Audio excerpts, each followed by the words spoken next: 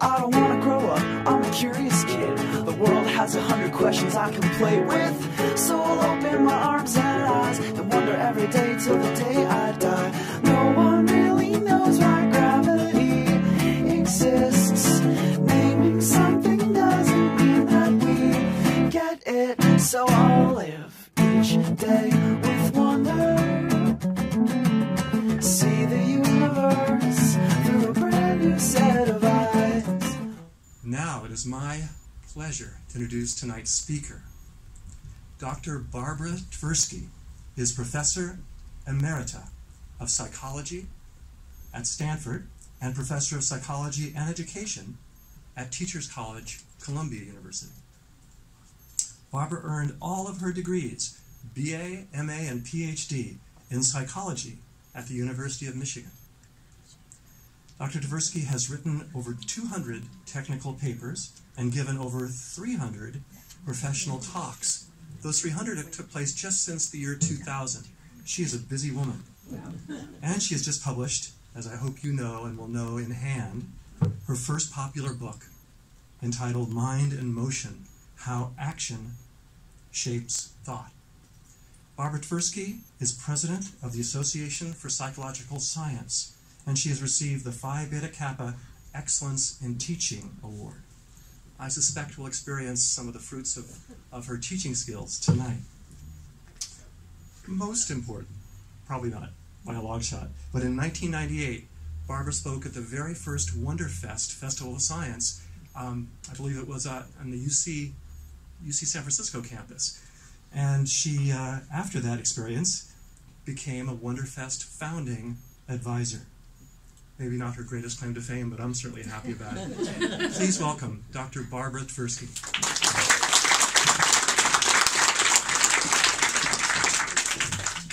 Thank you for that kind introduction. So all creatures must move and act in space, in the world, in order to survive.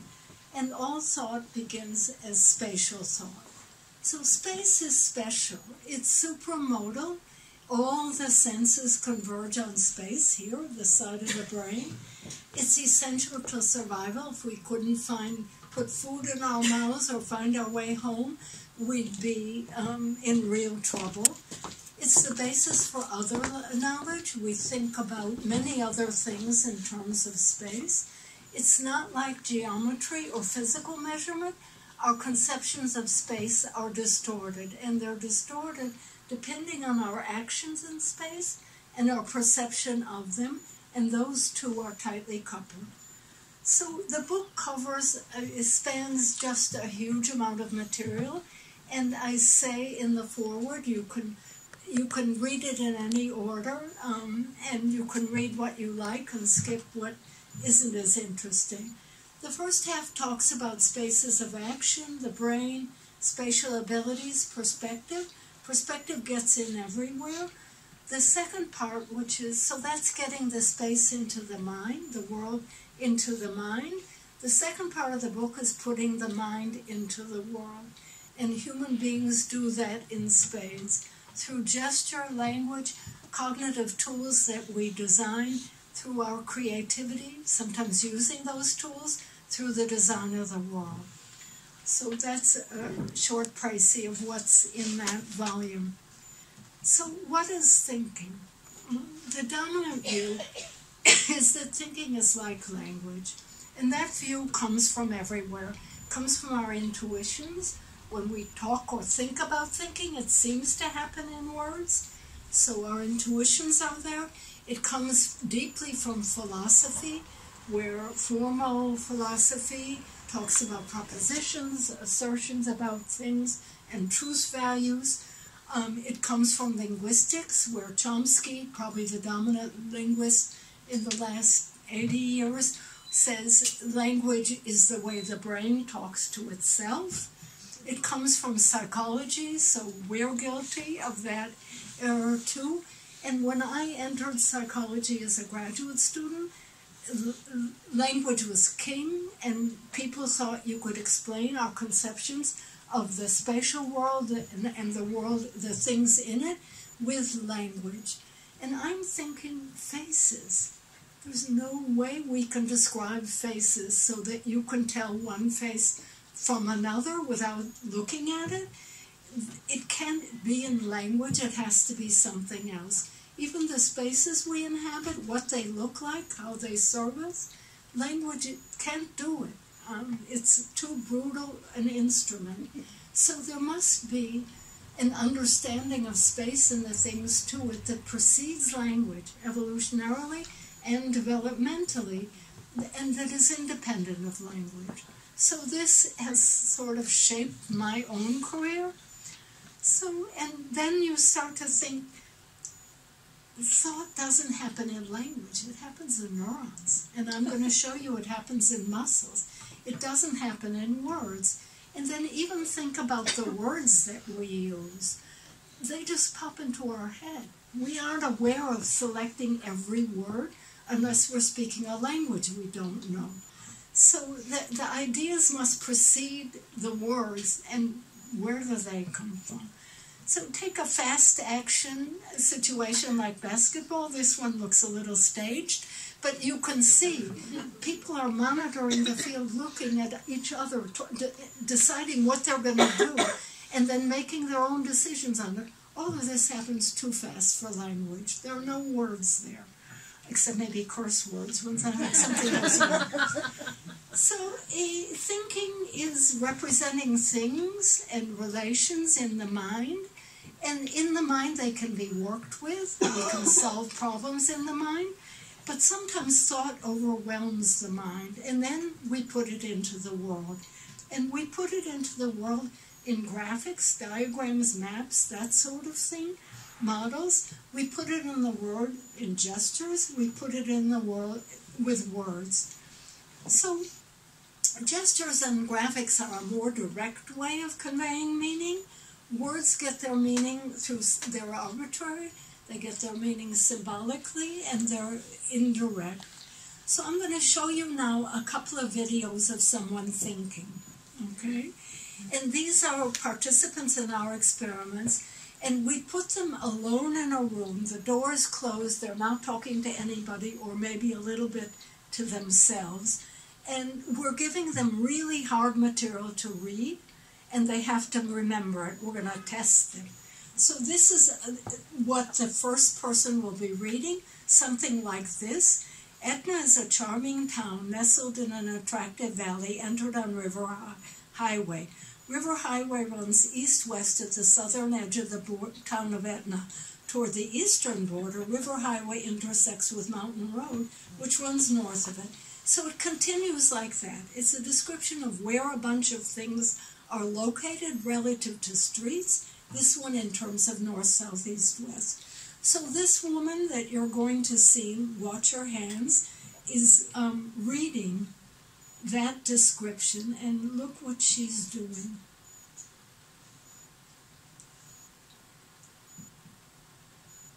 This is supposed to run? Okay, it's thinking. But not in words. What? Okay, it didn't work. Okay, it worked before. Let's try it again. There. Okay, watch her hands. What she's essentially doing, if you could see, is she's making lines and points, and it's as if she's drawing a map of what she's reading. Okay? No one told her to do that. 70% of our participants do it spontaneously. We take another group, make them sit on their hands so they can't do it. And they don't perform as well in the test. And some of them tell us afterwards, I can't think without my hands. Okay? So you see what she's doing. She's not looking at her hands. So it's a spatial motor code.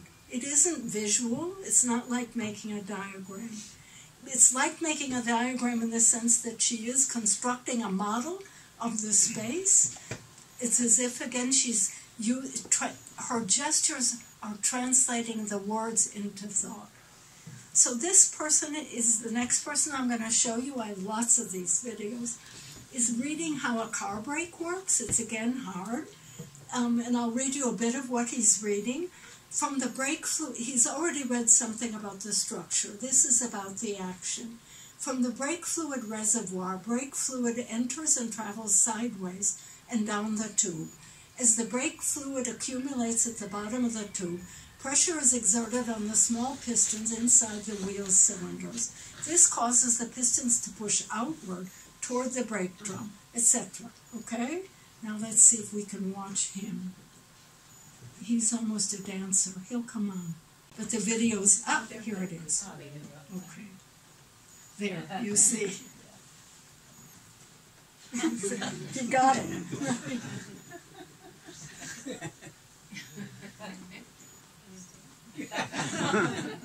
It's like hula.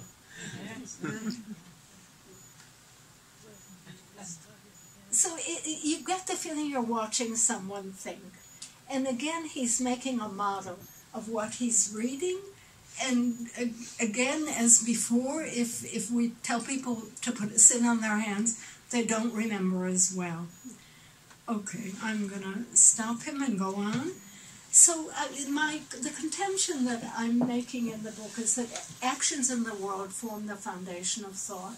And very new work in the last 3-4 weeks, there was work on rats starting in the 70s. The work on humans is much newer, and it's showing that the same brain structures that represent places and spatial relations also represent events in time, people, and ideas in temporal, social, and conceptual relations.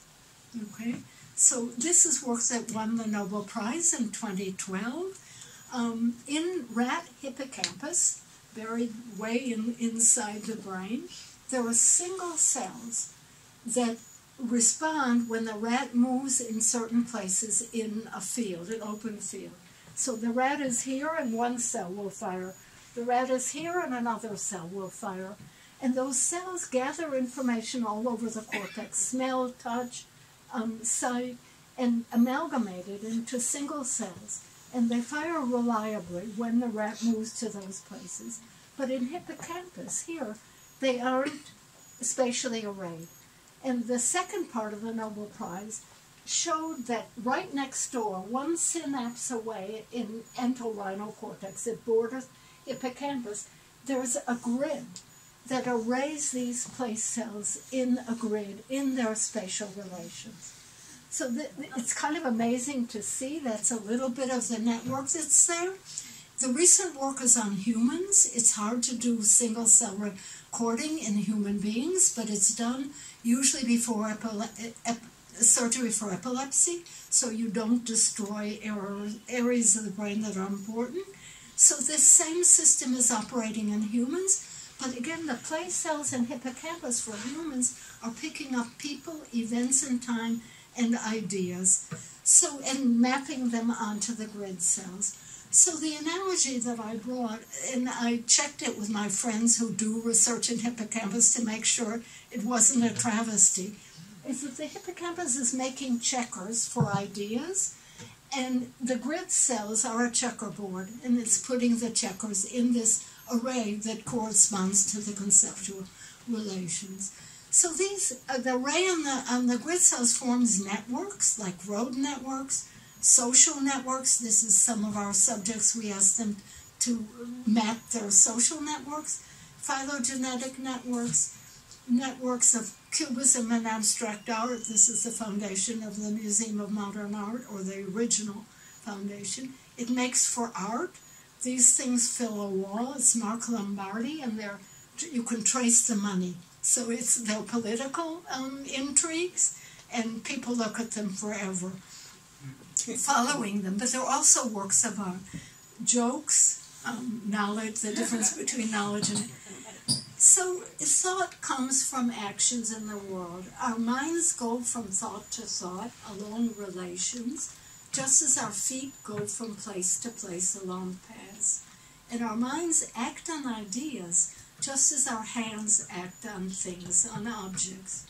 So actions on ideas are like actions on objects. We raise ideas, we pull them together, we tear them apart, we turn them upside down, we kick them around. And these same ideas are expressed in gesture I just did. Okay? Those actions on thoughts turn into gestures in the air on imaginary thoughts. So in actions, our actions with our feet or our hands create spatial schemas for thought. You saw that woman making lines and dots as if she were making a route map. And so we use dots, lines, networks, which are connections between lines and dots, boxes, areas, circles, spirals, zigzags, and perspective, both within and without. And I'll talk more about that later. By the way, I don't mind if you ask questions. It's hard to see each other when it's dark, but last time I gave this talk, there was a lot of light in it. It ended up being mostly questions. So, tasting menu of what's in there. I talk about the different spaces of action, the space of our bodies, the space around the body, in reach of hand or eye, the space of exploration that we have to put together from many different experiences. And I show in each case that the representations are distorted again by the intertwined perception and action, going even into babies. Then I talk about the spaces we create, putting the mind in the world, to enhance the body and the mind. So maps, we create sketches. This is Leonardo. It's 500 years since he died, so we're having a lot of Leonardo. Doctor, may I hand you a laser pointer? We can't hear you when you're not at the microphone. Except what? This button right here is a laser pointer. Okay, I can't even see it. There, it's working? No. I'll move the mic. It's attached. Okay. I'll have to detach it. No, I'll just come back and forth. It's fine. So we have urban spaces that we design. We have social spaces that we design. So these are spaces that we create to enhance the body and the mind. Then there are figurative spaces. These get expressed both in language and in graphics. We're out of depth, at the top of the class, feeling up, falling into a depression. We get closer to friends. We think out of the box. Once you start thinking of these expressions that are spatial, they keep coming. They flood the mind. Spaces for meaning. We have those figurative spaces are in language, gesture, and graphics. On the whole, proximity in space is indicative of proximity on any dimension, so we grow closer or farther apart. The vertical is loaded because of gravity. It takes resources to go up. So if you're on top of the world or at the top of the class, then everything good goes up. Okay, your stacks of money get higher. If you're an Italian prince in the Middle Ages, you build towers that are useless, except they're big. So fighting gravity takes resources. The horizontal is more neutral, but there are cultural effects, big effects of reading and writing order on how we map power and leadership and things like that along a horizontal dimension. There are also effects of handedness. So if you have questions on that, I'm happy to answer now or later. Then there are imagined spaces, blank, they're inside. Okay. We talk about the space of the body, and here again, action shapes our representations. Our representations of the body aren't proportional to the size of the body parts. They're proportional to their functional significance. Children's drawings show that. These are universal drawings all over the world. Kids draw heads and arms and hands and legs, usually two, not one, and feet. These are the parts that are exaggerated in the cortex. The cortex gives more territory to hands and fingers and mouths than it does to feet and legs. In fact, this is what we would look like if we were proportional to the right. And this one I tried to get up on to get connected to the web, but the website wouldn't play for some reason. A Swedish psychologist years ago took people, put them in black, and hooked lights up to all their joints. And so you see something like the figure on the right, and when it's not moving, you can't make sense of it. When it starts to move, you see right away that it's a human or an animal or trees waving. You see, you can tell, and this is what I wanted to show in Kant, you can see if it's a man or a woman by the way they walk. This the head, the shoulder to hip ratio. You can see if the person is happy, you can or sad. You can see if the person is tired or not. You can see if they're heavy or light. So there's a huge amount of information that we get from watching bodies move, even very schematic ones that are only shown by lights. So what a former student and friend did was take people, pairs of people, and have them come into the lab, put on these black uniforms, the lights, and have them do a series of different kinds of actions, like playing ping pong, like dancing, like jumping, and even walking. And then 3 months later, they came back, okay, and they looked at the videos. They looked at the videos of themselves, of their friends, and of strangers, the other pairs that they hadn't seen. And they were asked to both recognize what's happening there. Are they playing ping pong or are they dancing? They were also asked to say, who is it? So, not surprisingly, people could recognize their friends better than people they didn't know. They could tell it was their friends, and I think many of you can tell your friends by their actions. But what was most surprising, they could recognize themselves best. So most people haven't seen themselves playing ping pong or dancing unless they're dancers and look in the mirror while they're dancing. Nevertheless, they could recognize these point light walkers or point light dancers of themselves better than their friends. So how did they do it? It's a bit of a mystery, but the theory is that they see the movement. It inspires movement in your own body. If it isn't, you're not actively moving, it's at least activating your motor system. If you watch dancing, films of dancing, you're going to get a mirroring, a reflection in your own system. So you have this reflection, and it feels right. So you know it's you. In any case, that's the finding, and I find it interesting. Space around the body, it's interesting, but I'm not going to talk about it. The space of exploration, I can't put 250, 300 pages in it.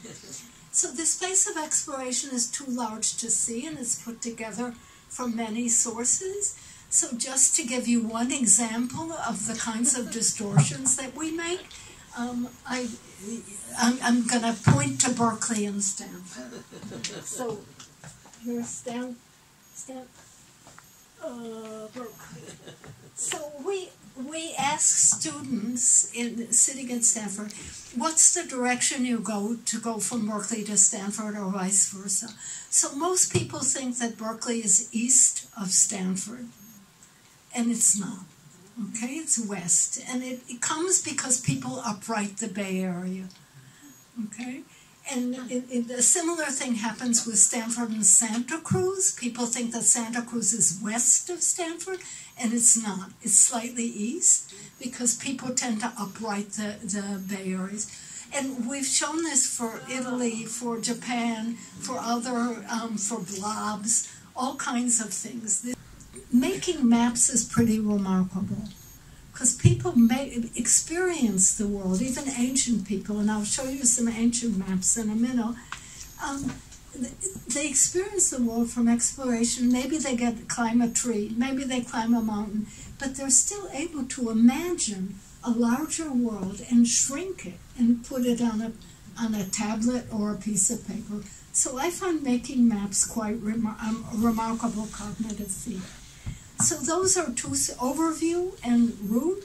But even if we're root within an environment, it's taking your perspective or mine. So if I explain to you how to get from here to your parking place or from here to Stern Grove or someplace nearby, I'm going to take it from your perspective and describe it that way. But what's remarkable about this research is that we take Patrick's perspective. That's Patrick, okay? So if you and I are standing next to each other, facing Patrick, and I ask you, with respect to the bottle, where did Patrick put the book? So think about that. How are you going to answer? So most of our subjects answer from Patrick's perspective and say on the left. Okay, so automatically, if action is involved, people take Patrick's perspective. Even though Patrick can't hear us, he's only a photograph, right? He doesn't even look like that anymore. But nevertheless, we take Patrick's perspective, you and I, when we're looking at it.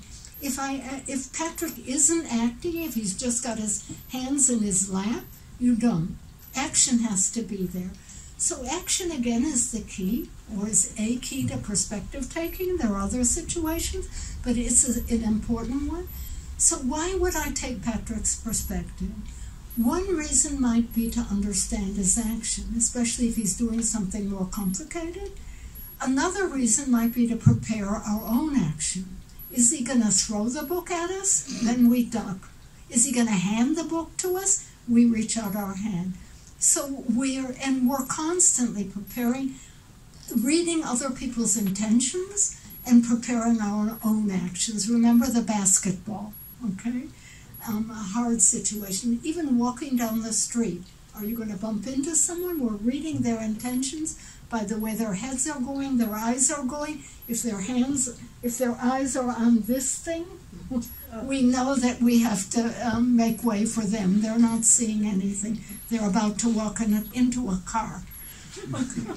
So perspective taking and perspective switching underlies empathy, it underlies problem solving, it underlies prediction, it underlies creativity. So those are teasers. I could talk about them, but I'm not gonna. Okay, so we've put the world into the mind. Now I'm gonna put the mind into the world. Question. Pardon me? Question, yes. I was wondering, could we take Patrick's perspective because he's another living being as opposed to an inanimate object?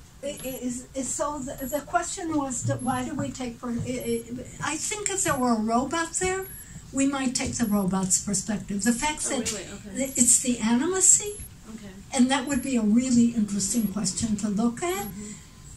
We found in verbal descriptions where you don't have this conflicting visual case that people are perfectly capable of taking the perspective of a refrigerator. So, but that's in verbally described scenes. But I think if we had the real life scene where Patrick's perspective is the converse of our own, the animacy is key, and I think you picked it up. Right? Thank you. Other? Okay. So I'm always attracted by antiquities. My kids, two of whom are here, can attest to the fact that instead of taking them to resorts, I took them to ruins all over the world. Egypt, Mexico, Rome, everywhere, because personally I find them intriguing. So this is the former oldest map of the world. It's Babylonia. It's about 6,000 years old. It's taking two perspectives, and that's typical, showing two perspectives. The linguists say that's no good. The psychologists say that's no good. And I say, look at the world. Don't make these a priori judgments about double perspectives. People are perfectly capable of doing that. So the oldest thing keeps changing. And about 4 years ago, this was discovered in a cave in Spain. It's about 2 inches by 1. It's a stone. You can carry it in your pocket. It was the landscape outside the cave, and it's 13,000 years old. And if you look carefully, you can see again two perspectives. There are kind of the paths in the world, and the mountains that are there, that people can even see horned creatures. So maps come in many forms. These were maps used by coastal Eskimos in Greenland. They're tiny, they fit into a mitten, it's cold. And they're in canoes, and the outlines on the map show you the outlines on the coastline, and you can read them both directions, okay? And they held them in a mitten, and they explored them tactily. More mariners' maps, these are South Sea Islanders, and they canoe or sail, I don't know if they had sails, from island to island. You can't see from one island to the other. They're represented there by the shells, and the bamboo strips are the currents of the ocean. So they're like the highways of the ocean. And these navigators use these with the stars and the flotsam and jetsam on the surface of the sea, and at least some of them came home. Okay, this is an Akkadian map, and you can see the stone, and then you can see the drawing, which is hard to see. Again, double perspectives, again, ancient. These are 4,000 years old. There's a valley in Italy that has a lot of these on petroglyphs. That's, again, a drawing from a petroglyph. Again, you can see the roads and the frontal views of the houses. Another way of making maps, this was used by coastal Indians in the northeast, using their hands to show where the various locations of cities were. And here's a more modern version from the New Yorker.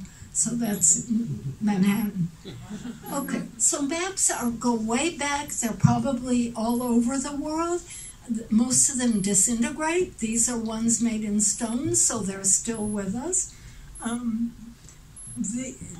What else goes ancient? Things about time. This is not the show. It's a cave in southern France showing a stampede. This is a petroglyph from Utah. There are many in one particular area. It's a place we didn't get to visit. And again, they're showing probably a hunt. This one is quite remarkable and more recent. So this is the left is a petroglyph found in Kashmir. And an Indian astronomer had it dated. It was dated to 6,000 years ago. And the astronomer realized that there had been a supernova then. So it was as if there were two suns in the sky. So that's it. So they recorded the event was powerful enough. I mean, we haven't witnessed a supernova. I think if we did, it would be outstanding, and we might carve it into a petroglyph. So that's a single event that was striking enough to put onto the face of a stone to remember. You also see their hunters and things that they're hunting. Making bread, this is from a tomb in Egypt, and it goes from sowing the wheat to grinding it and so forth. So recording events is, again, something done all over the world. Trajans Column. Trajans Column, you can't see it. It's too far up, but it's there. Maybe if you have a drone and take a photograph. The Bayeux Tapestry, this is an emperor in China, his journey. So again, events, particular events, time, calendars, two of them round, two of them in tables. Another thing that the ancients recorded are tallies. And this one is remarkably old. It's 70 to 100,000 years ago, found in a cave in South Africa. It's not quite clear what it's recording, but it looks like a tally of sorts. More tallies. This is a bone of a monkey that was used as a tally. So this is the beginning of writing. Apparently happened in Sumeria for accounting. So these were tiny little balls found in archaeological sites, again in Sumeria, and they were ignored by most of the architects who were male because they were little. Okay, and everybody paid attention to those huge, wonderful temples that they built. These were little balls all over the place, and a woman named Shmant Betzerat said, "These are curious, what are they?" Cracked them open, found little balls inside them, and the markings on the outside. They were keeping track of how many camels you had, how many sheep you had, for accounting, for taxation. And the stamp on the outside that said sheep or camels was the early signs of writing. So writing began with taxes. In more ways of keeping track of numbers, we only use our 10 fingers, but look how creative these people use. They add parts of their body and they can do calculations much better than ours. Abacus is another cognitive tool. So the ancient graphics show the things that were important to people to record. So it's people, animals, things, it's place and space, it's time and events and time and number. And the brain is still especially tuned to each of these things. Okay, how am I doing on time? You're fine. You're fine. What? You're fine. Okay, but she doesn't know how much I have left. Okay, so these are quite concrete except for numbers, and the numbers are tallies. They're one-to-one correspondences. And I do talk about math notation, which took thousands of years to develop with a lot of false starts for number notation. Tallies go way back. When I'm keeping track of my sheep, do they all come home at night? I have a tally to check that way. If you go to a restaurant and ask for a table, it's still done with tallies. So tallies go way back. Numbers, there are cultures without numbers. Okay, languages that have one too many, or maybe even not that. So numbers and a number system and math are later developments, cultural developments, passed down from one generation to another. So you see some cultural transmission in the great apes, but not a whole lot. This is, again, something special about people. Representing more abstract things didn't happen until the until the 17th century, 18th century. One of the first diagrams made, and I love these, there are 2,000 of them in Diderot's encyclopedia.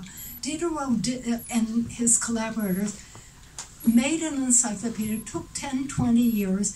Diderot was imprisoned during the Revolution. All of this was happening during the French Revolution. So the good guys were becoming the bad guys, and the bad guys were becoming the good guys, and people were rotating in and out of prison, and Diderot was one of them.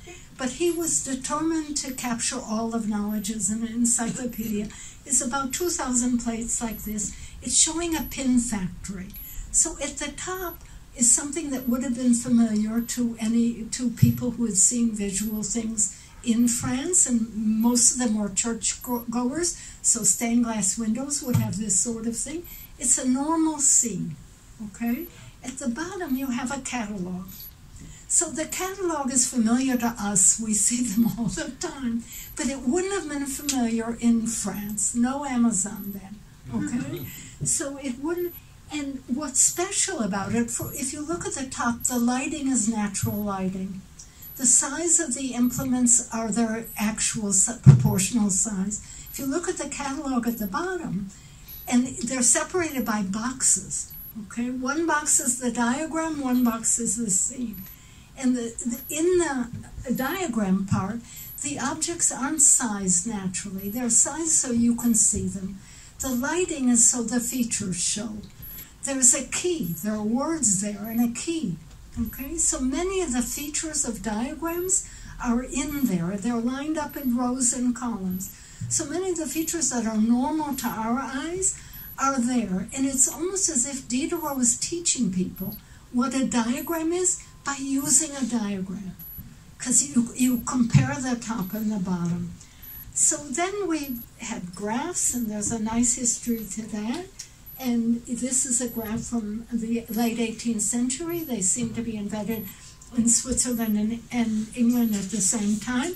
And they're showing us something very familiar to all of us, balance of trade. And we can see those sorts of diagrams in the papers every day. In fact, somebody did a survey a number of years back looking at diagrams in scientific journals in places like USA Today, all over, and 3/4 of them plot one or two variables against time.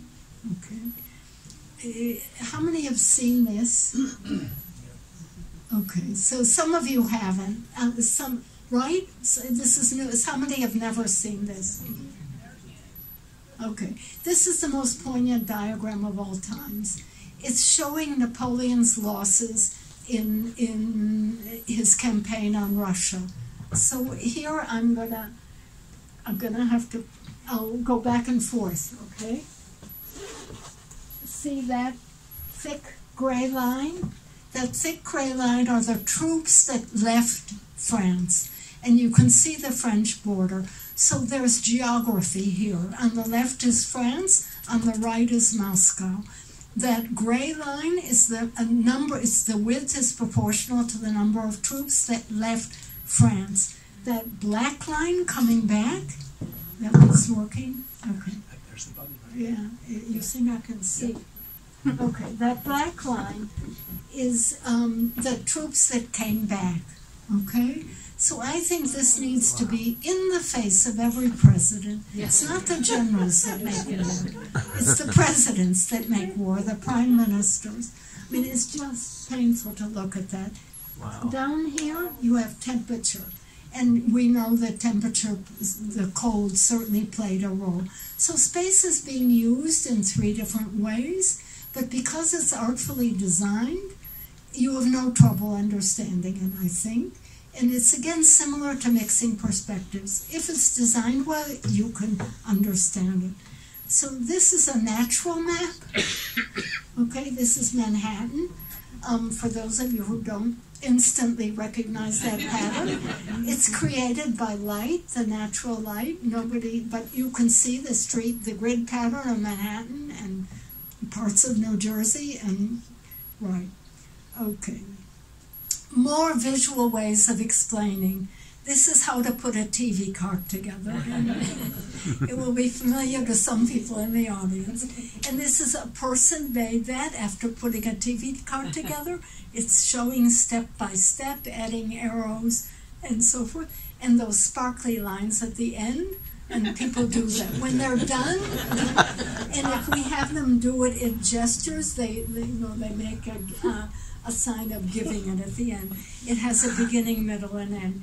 And this is what our computer science collaborators, one of whom is in the room, it made a program that automatically generates step-by-step instructions, and it's really quite remarkable because it first decomposes the object and then recomposes it in the best way to put it together. And the program does that. It's not anyone telling it.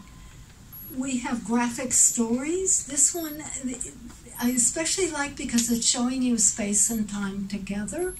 So you have the space of this house that they're working on behind, and you have the time in those frames that are going left to right and top to bottom. And again, you're getting both of those things with no trouble. This is Larry Gonick, who isn't here. I should have told him to come. He does cartoon guides to science, to physics, chemistry, statistics, sex, the environment. He's a brilliant cartoonist. A science geek. He loves science, and he makes these amazing books that explain science colorfully. They're funny, and really use the visual medium beautifully. Here you have a visual spatial comparison. What's his name? This should be familiar to almost every. What's his name? What's the name? The name is Gonick, Gonick, and you can find him on the web, and he is local. But his books are about $10, $12 a piece. They're really cheap. And they're just great in terms of teaching it. I don't know if now, but I know the statistics one was used as a textbook at Stanford. It's a really nice explanation of statistics, but the others are good too. He works with a domain scientist always who's written an introductory textbook. But anyway, you get Larry talking about science. He won't stop. He's just fascinated by it. The chemistry one, he invented an addendum to the periodic table that solves a lot of problems. So, no, he's brilliant. Yeah. Was there a question way back there that I won't hear? Yeah, let me come over. Yeah, come close. So I'm curious, a lot of the knowledge, let's say these books, Pardon me? Let's say, for example, these books, a lot of the knowledge is transmitted through text, right? Everything is like, these are full of text, right? All these books, including yours. Yeah. So if pictures are so powerful, then why are we still, using text for everything? No, you're absolutely right. And I think, and there are more and more graphic explanations, certainly graphic novels. But graphic books of all kinds are more and more prevalent, and I think some of it had to do with the difficult, it's all Gutenberg. It separated text from pictures.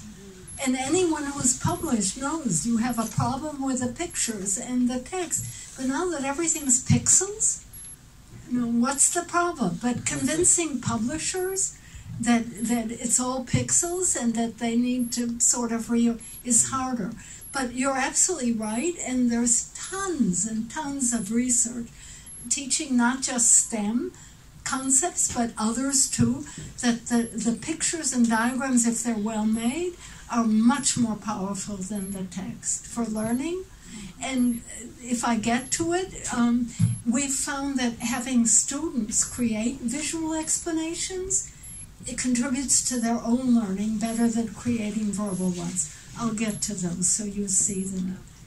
In fact, I'm going to skip a bit. Well, these are this is a toolkit for making diagrams. You have icons that represent things, either directly or figuratively, points, lines, arrows, boxes, and so forth. So sketch maps are made of, again, the lines and points. Bar graphs and line graphs, we did a small study showing that people interpret them quite differently. So if you give the height of 8-year-olds and 10-year-olds as bar graphs, people say 10-year-olds are taller than 8-year-olds. If you give a line, people say as you get older, you get taller. Okay, same data. And it goes back and forth. But the fact that things are put in boxes separates them. And if there's a line, it suggests a relationship. And sure enough, everyone interprets lines as relationships and boxes as discrete comparisons. Okay, arrows have a similar effect. In this case, we're going back to the car brake. It's reliable. And we gave students, we had them read either a structural description of a car brake, where the parts were relative to each other, or we had them read what you saw earlier, a functional behavioral description of the car brake. And so they read it, and then we said, make a diagram of what you just read. And people put arrows when there's a behavioral description, a functional, a causal description, and when you give them a structural description, they label the parts. And we found vice versa. If we give a diagram with arrows, people give us a behavioral causal description, and if we give a diagram without arrows, they give us a structural description. So lines have many meanings. This is again art. This is Steinberg, and if you are familiar with him, find him. He says everything in pictures. So there's Steinberg at the left, and he's drawing a line, and you can see it keeps changing meaning. It's the Grand Canal in Venice. It's the top of a clothesline. It's the street. The sidewalk is seen from above. It's the Nile. it's the top of a railroad bridge, it's the top of a table, it's the ceiling connecting to the wall. So the line keeps changing meaning and you have no trouble reinterpreting it. So we've talked a bit about diagrams that need to be clear in order to convey the map, the counting, how to put a TV card together. But there are cases where we want messy diagrams. And messy diagrams are good for finding new ideas because they reconfigure. So we did a study of architects, and this is a drawing of one of them. They were asked to make a museum on a hillside with certain constraints. And they start sketching, and the experienced architects sketch for one reason. They look at their sketch, and they see new things. And they tell us that. They see a pattern there, maybe a flatted triangle, and they say that could be a motif, and I'll use it. Or they see the experienced ones make functional inferences from the diagrams. They see the traffic's going to be a mess, or the light's going to fall badly in the winter. So they can make these changes, but they get insights from their own sketches. They say they have a wordless conversation with their sketches. So a graduate student of mine, a wonderful artist, did a study of artists who draw, and they said the same thing. That they get lost in their sketching, they make discoveries, they see new things, their ideas emerge from the page. Okay, this is thinking. Okay, I told you that we had kids make visual explanations, so these are some of them. We taught them chemical bonding and asked them, gave them a test, split them in half made a verbal explanation, half made a visual explanation, and we retested them. So these are some of the visual explanations. Sharks grabbing electrons, right? They're very individual. You see they come from inside. Here's a more peaceful one. The stick figure is giving electrons. We have boiling pots. So the diagrams are delightful. This is a verbal explanation. It's just one word after another. So both groups improved just for making explanations, but the ones who made the visual explanations were way better. Okay, and we think they were better because those diagrams give you a check for completeness. You can see, is everything there? And they give you a check for coherence. Does it make sense? And they give you a platform for inference. So you can make these causal inferences from that diagram. Making causal inferences from that, it's hard. Okay. So inferences. And there have been some classic cases of using diagrams to make inferences. Is your standing saying I should shut up? I'm just thinking that at some point I'm going to need to turn the lights back up, and I'm assuming it's coming up. So 3 minutes? Yeah, fine, okay. No worries. So using diagrams for inferences, this is again a famous example that some of you may have seen. There was a cholera epidemic in London in the 1820s. They didn't know what caused cholera. It's before the disease theory of the germ theory of disease. And Snow, who was the public health officer then, asked for a map of central London and put a dot wherever there's a cholera case. And he saw they clustered around one water pump, had the handle of the pump removed, and the epidemic abated. So this kind of inferencing of disease is still used. Some of you may remember SARS. We have Ebola now in Africa. And putting the cases on a map helps solve we now know what causes those things, but can help stop the epidemic. Archaeologists use maps of where things are in order to discern what kind of society was there. What tools did they make? Did they separate small tools from big ones? Did they have hierarchy of people? Another inference is, this was in World War II. There were bombers sent from England to Germany, and some of them got hit. And Wald said, let's put a black dot on this blank pane wherever a returning airplane gets hit. And there was a certain amount of money to reinforce them. So where do you reinforce them?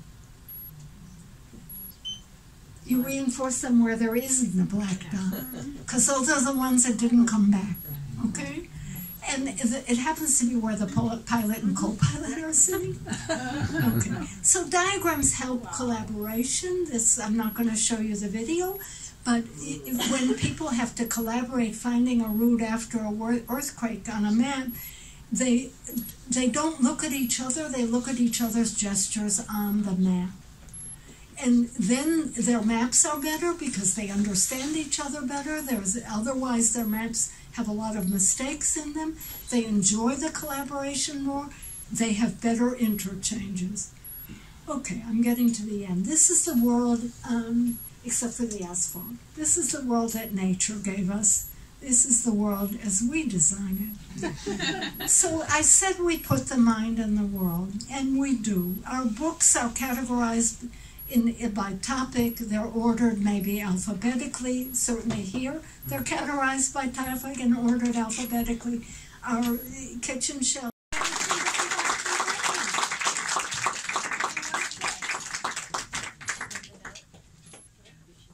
Would you care to comment about the old Greco-Roman tradition of orators picturing a room with statuary in it and tagging? Wait, start again. I didn't hear you. Back in the old Greco-Roman days, the orators would key the parts of their speeches to different things in a building, and they'd walk through the building in their minds. Right. It's called the method of loci. Yes. Right. And it wasn't so much in a building as in the agora. Yeah. Right.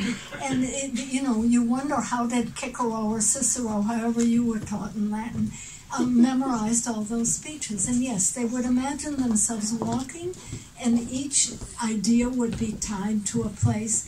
And it's rediscovered all the time, right? This method of loci, of memorizing.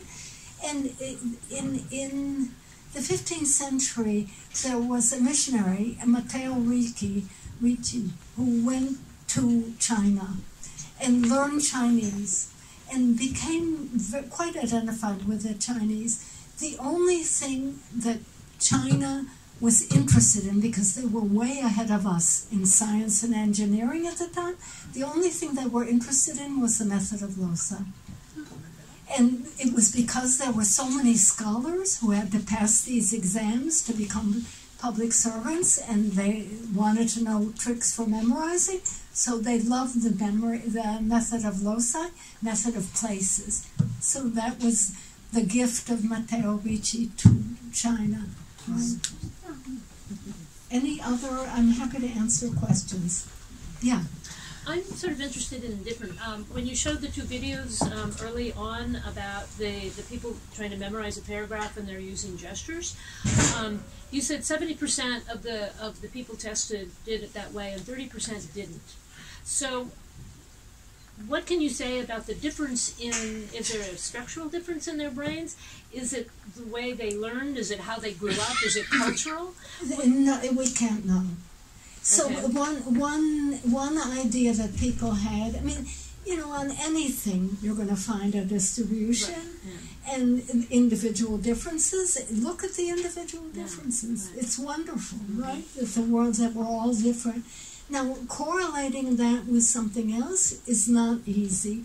And in this case, we thought maybe people high in spatial ability would gesture more or less. Right. We didn't find it. And other people have looked too, who's more likely to do it, and nobody's made sense of it yet. Are there cultures that have different abilities spatially, or? I don't think we're going to find cultural differences in spatial ability, but we'll find plenty in this room. No, but I'm thinking like in terms of Italians use their hands a lot, theoretically at least, okay? Right. And other people don't. Other people sit like this when they talk. So and there are cultural restrictions that, people are often taught that gesturing is crude. And I say, no, it really helps other people learn. Mm-hmm. And since I started studying it, I gesture even more. Because I didn't tell you about studies where the kinds of gestures I make help you learn, and there are plenty. okay, of where the gestures are known. Blind children gesture. Blind children, they don't know that anybody's responding to their gesture, so they're helping them think. The cultural differences, sure. And in fact, there's a kind of language in at least southern Italy. I think the younger people don't use it as much, but the gestures have meaning. They're like, okay, or thumbs up. They're called emblems. They have, and again, I think people are taught in many cases that it's crude to gesture. We try to use situations where you're explaining something to yourself or someone else, and there the cultural differences sort of wash out, especially when it's in close company and not on a stage. Right, thank you. Yeah, I think there's a question way back there, but I'm not going to hear you. Give a list of words and you say give the literal I and the can't abstract. hear you. You give a list of words and say give the literal meaning and the abstract. That's those words. Do I have a list of words? Right here. That was just what came to my mind. There are even more. Oh. While you're here, I have a question. Yeah. Barbara? Another question back there. Okay. I work with autistic children, and the ones that You have to start again. I'm really hard to hear. no problem. I work with young autistic children, and the ones that have more significant motor issues, motor planning, ideation, coordination, tend to not do as well as the ones that have less. And I wondered if you could speak at all about early development and motor problems and how that might affect cognition.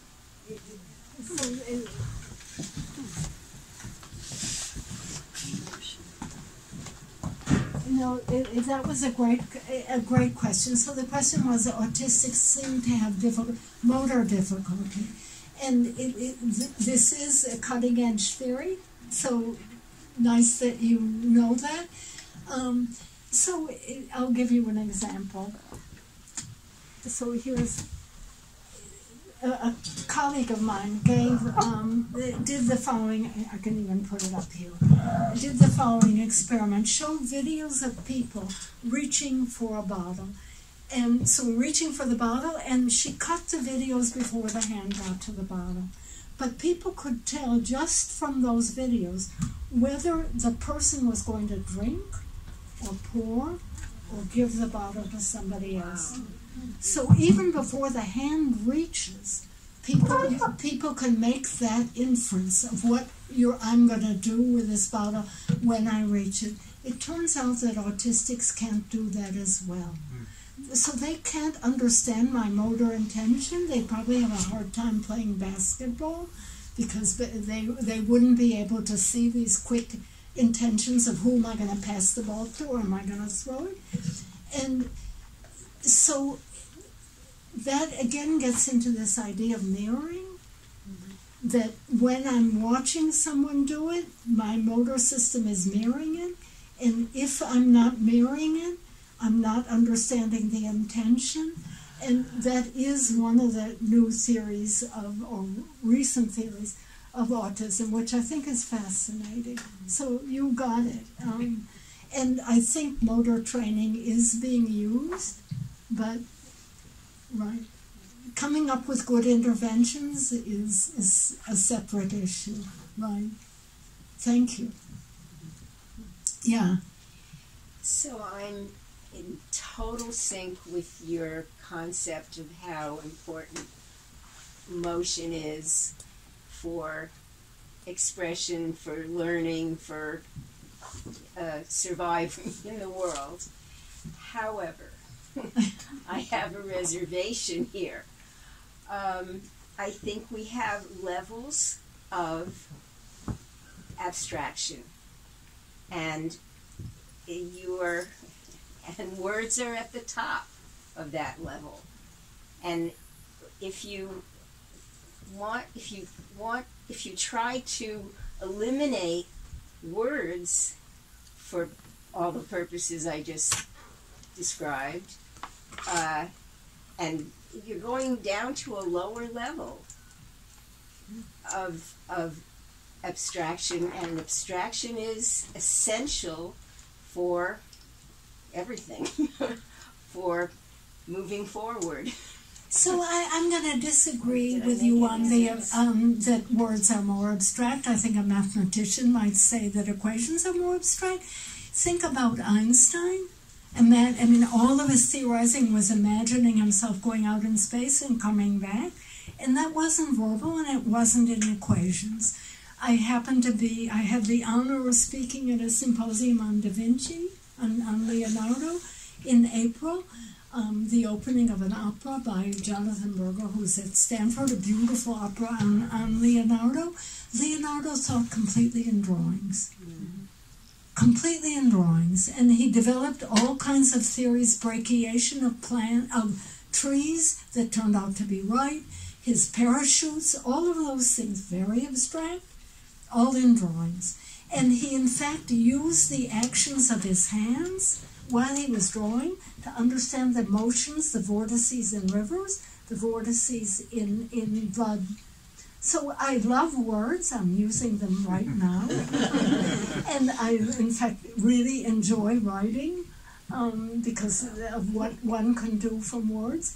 But I don't think I would say it's the top. And I think they're topologists, again, the abstract mathematics, they're thinking in mixed metaphors of things moving, their bodies moving, So and it's again very abstract. You're talking about science and math, which are a separate category. There's a whole other world outside of science and math for which words are absolutely essential. Oh, I'm not going to, as I say, I love words. I wouldn't get rid of them, right?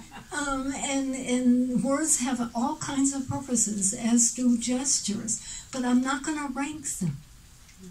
And I'm going to say in a basketball game or a football game, which again is really fast, basketball especially, tennis, really fast-moving sports, you're doing all that thinking with your body and your eyes. I totally agree with that. So I'm not going to rank them.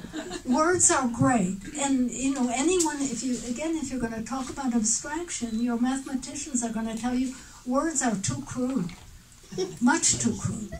So you need equations. So right. It's like there's no single ranking. So, no, that's what I'm saying. Yeah. And it's wonderful that as humans we have all of it at our disposal. We've had the If you question tell answered. teachers that I really need us that to move on. diagrams are better and diagrams and drawings are better than writing, I think you are doing the student a great disservice. And that's your opinion, but I do need us to move on. Okay. Well, I think I think Susan's saying we should take this offline. Offline, but another question would be great. Yeah, exactly. Are there other questions? Maybe there are none left. I have a question. And I just want to add something here. I'm not saying use one or the other. I'm always saying use everything. So I'm not. Don't misunderstand me. Okay. Susan. In the book, you talk about little babies learning vocabulary better when accompanied by gesturing by the person who's interacting with them. Right. I had a friend who, using a book as a resource, taught their baby sign language before the baby acquired spoken speech. And a lot of people have done this, teaching the babies sign language before the babies learn to speak. How does this fit into that kind of... Okay, so baby sign isn't sign language. No, it's not American Baby sign. sign is really far from sign language. No, I'm not suggesting it's American sign So language. it turns out that articulating is hard for kids, and doing this, whatever it is easier. And in fact, children who grow up with deaf parents and are learning sign language, real sign language, learn to speak earlier than children who are using spoken language. Mm-hmm. So yes, there's a real place for the signing. We use the gesturing anyway. I have examples in the book, a couple taken from my grandchildren, although it's backed by research. Whenever I give an example, it's backed by research. The examples are only to vivify it, of mixed sentences that children spontaneously form, where it's a gesture combined with a word. and again, articulation is hard for kids. So it goes back to the evolution of the brain even. Chimps and the great apes don't gesture much. They gesture a bit, but they do have these mirror neurons. So they're single neurons, one, that respond in the monkey brain, it's even monkeys, when the monkey throws something or when the monkey sees someone throw something. And that someone can be a human. So the act of throwing, whether it's I do it or I see you do it, inspires one neuron. Tearing inspires another neuron. So there are these single neurons that join the seeing with the doing. And that area of the brain is very close to the language area. So the man who was the primary person finding these mirror neurons, Rizzolatti, speculates that early language was gestural. So instead of actually throwing this at you, I would do what I just did. And that would be a communication. I'm intending to throw it at you. Right? So you could use these same actions as intentions of actions. And then Rizzolatti speculates that voice took over from the gesture, both because you can hear it at long distances, you don't have to be face to face, and because the articulatory system is more refined than the hands, although ASL and French sign and British sign managed to express huge numbers of things with the body, the eyes, the face, and so forth. So there seems to be a close connection evolutionarily. Again, it's speculation. We're missing those links between gestures and reading intentions and speaking. I think that the question's not answered.